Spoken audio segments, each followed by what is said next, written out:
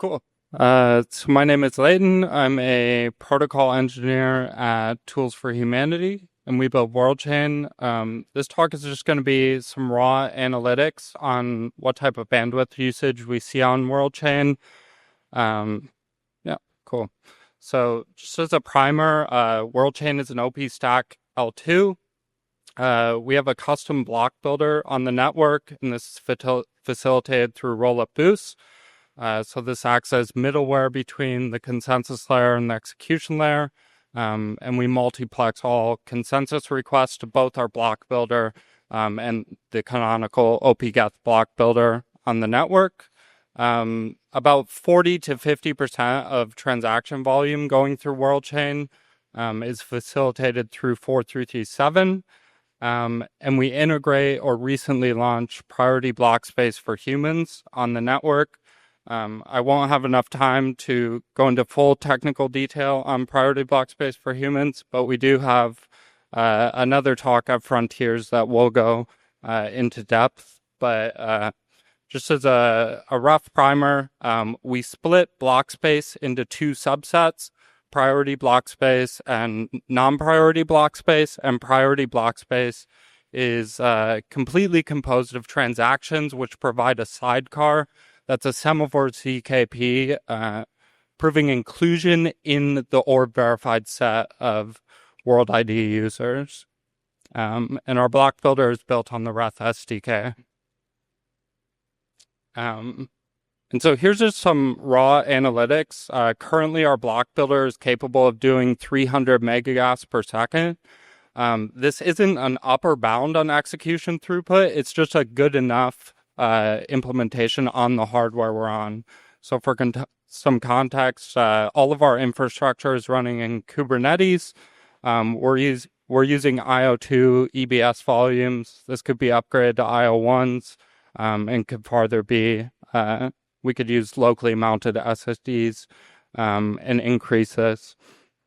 And then our block processing latency that we see on chain today is around between like 40 to 60 milliseconds to actually execute an execution payload. So this averages out to about 18 million gas per execution payload. And on WorldChain right now, we have a 21 million gas block gas target with a 42 million block gas limit. And the base fee varies with 1559 params, or denominator of 1/2. The current active memory we're seeing in our block builders right now, allocated, reported by Jamalik, is about between like 2 to 3 gigabytes. And system reported memory is about 31.5 gigabytes, but this is over-reported because of like mmap caching. Cool. So we're running on IO2 EBS volumes. The read ops per second we see is between 400 to 600 in the write ops per second. And this is on an active builder that's actually sequencing all blocks on the chain, just a touch shy of 5,000 write ops per second. I thought this was an interesting metric, just looking at the raw transaction pool that we see. This is over a 24-hour time horizon. We always have, and this varies significantly. This will shoot up to 250 or 1,000, but we pretty much always have a backlog of about 40 to 60 transactions with a TPS of around 20 to 40. It can spike at various periods in time. And so, yeah, this is an interesting metric. So our, like an OP stack L2 basically has a raw transaction forwarder, which is a sequencer DNS that's usually routing all transactions, to the active sequencer. But in our case, we have, transaction proxying infrastructure that's multiplexing those requests to kind of a web of relays that wraps around both the block builder and the fallback execution client. We see about between 1 to 2,000 inbound requests per second to this endpoint. This is a little bit overinflated just because of health check metrics. But yeah, Yeah, I thought it was interesting. And then just total raw network bound IO. This is over core DNS into our actual block builders, between 64 to 192 kilobytes per second. Um, yeah, that's cool. Any questions?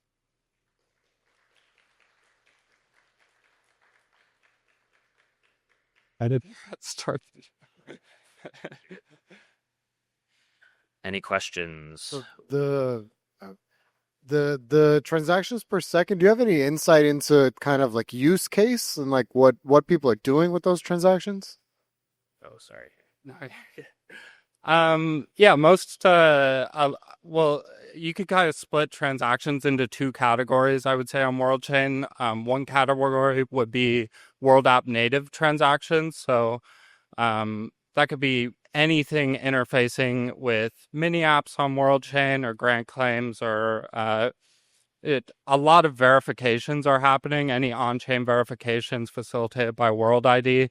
And then the other subset of, block space is usually MEV or peripheral actors trying to capture opportunities on the chain. So it's about half and half. Yeah.